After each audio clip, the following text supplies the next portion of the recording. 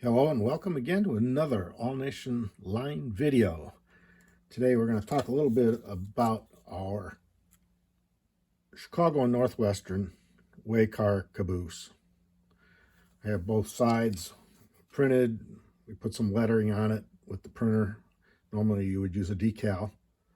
And this will be a really short video just to mention a few brief items again to reiterate how we suggest to build these models. They're beginner's kits, and there's no set way. There's always more than one way to skin a cat on these models, and they're very much able to innovate if you want, but initially we tried to follow the original prototype.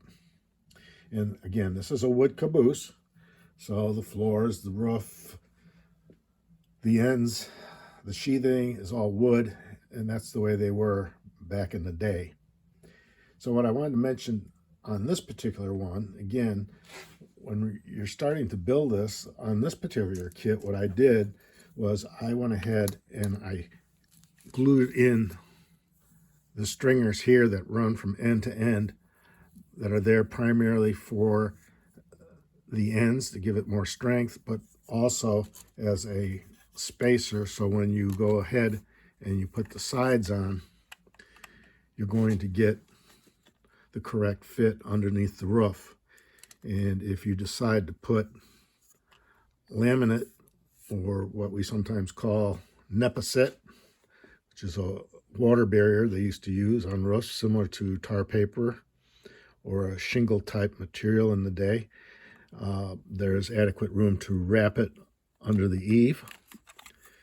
And when you go ahead and you build these, I, in this case, went ahead and glued the ends on after I put these spacers in here. Now you may want to make a cut so that when you put your side on where the baggage door is, you can see that the spacer behind here, and you may want to just nip that there before you glue it, and you're going to want to put some acetate in for the windows. So that's one consideration. The other consideration is I normally try to kind of set these up and eye up how things are going to line, and the best practice is, of course, is when you glue the ends is to take something that has a 90 degrees and square, make sure they're as square as you can get them on both ends. And if the glue doesn't set very rapidly, just double check, make sure it's not leaning one way or the other, because what you're going to do is you're going to put the floor in next. Now this floor is a two-piece, and what I did is I glued the center beam onto the underside of the floor, so it doesn't go in this way. It actually will mount where you would be able to see the subflooring when you pick up the car. So the next step I usually like to do is take the bolsters and glue these in place, or optionally you can see that on the inside of the floor we have some hole locations, which if you really wanted to get fancy, you could drill and tap for a short 440, but gluing and making sure the bolster is centered works just as well. I usually make sure it's centered, give it some glue, clamp it, let it set. You can then drill into the floor for your kingpin if you're going to use a 440 screw with your particular truck that you would use for this caboose.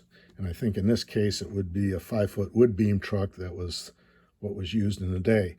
Now you can see there's a gap here from the edge of the floor to the overhang, and that's to accommodate your ends.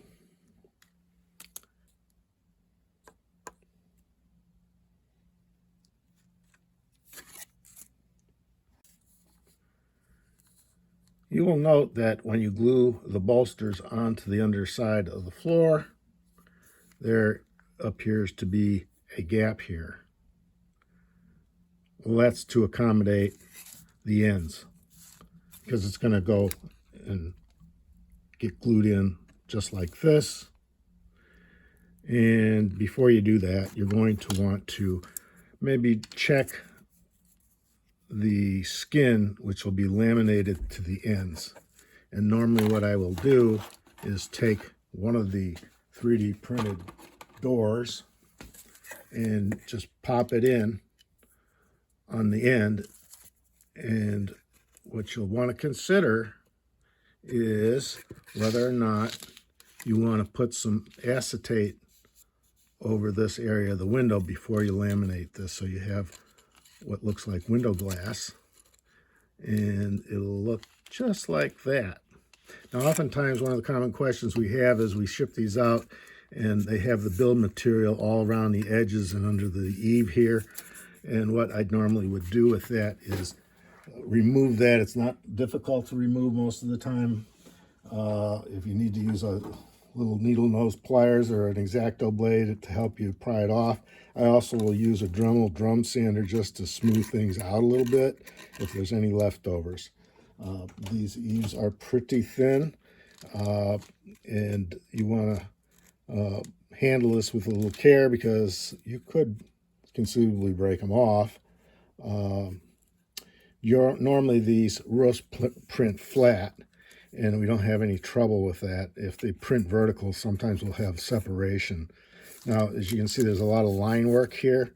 If you're not going to laminate a smooth black layer of construction paper, or what we use is our TPU NEPA set paper, you can take a block sander and maybe wet sand this and get the line work out, get it much smoother. You won't see this under the roof walk, of course. And then we leave this open in case the modeler wants to modify this area and put in decoration. So as we look at the roof, as I said before, we print this one flat, so if you have line work, you can always take and sand this smooth. Basically your roof walk is going to cover the center area. So a lot of times on my cabooses I'll laminate a black construction paper, or in the case of the TPU that we print, and it's a very thin layer, I call that our NEPA set, which is the water barrier similar to a tar paper that was used on the prototypes in the old days to give a water barrier on the roof, and that was also used between the subfloor and the floor and in the sheathing on the sides and the ends behind the sheathing, but you wouldn't necessarily see that on the inside walls either. But that's how they kept these cabooses dry in their day. So the opening here on the roof of the caboose is where the cupola is going to set on this WayCar for the Chicago Northwestern, and we leave it open in case the modeler wants to do any kind of detail work inside the cupola. This roof is a solid piece, so it's not a 50% infill print, and modifications can be made to this plastic here if it needed to be opened up further or cut down a little bit if you're going to put chairs in there for the conductor, that type of thing. So it gives the modeler some options here on this particular caboose. Now on the windows, we go ahead and we print the window frames without the dividers for each of the 4 panes. And the way these work is you would go ahead and fit these in from the back side. So you want to make sure that it's a nice snap-in fit. If it's a little tight, you might have to take a little bit off on one side with the file. And then what we do when we print these is we print the slot so you can slide your acetate in. And you'll also want to be thinking ahead of time how you're going to paint this particular model, prime and paint it, and the steps you need to take to be careful not to mess up the acetate with either glue or paint. So once we slide the acetate in, and you know, you cut it very precisely, then we can go ahead and put the cross hairs in here to show the divider on the particular window. So you probably will not want to put the window in this way with the frame around the outside, because if you look at photos on a prototype, it looked more like the frame was on the inside.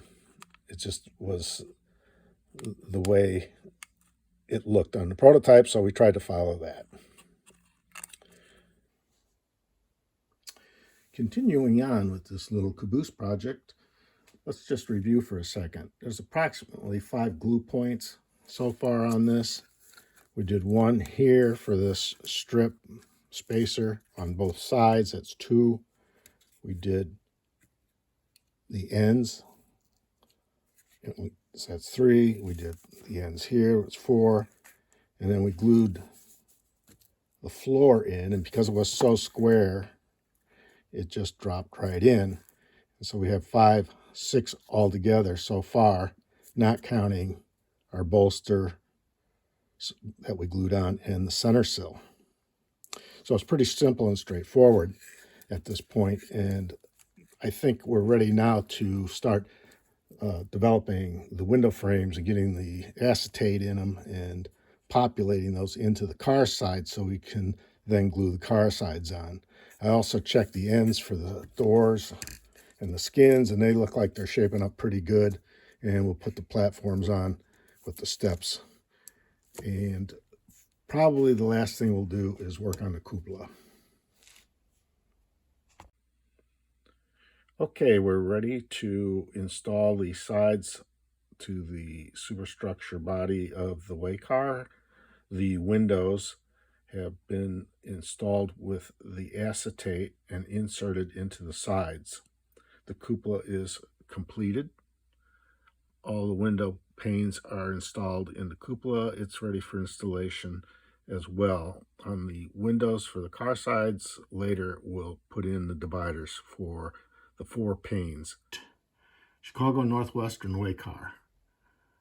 Did this video just to show how easy it is to put one of these beginner kits together.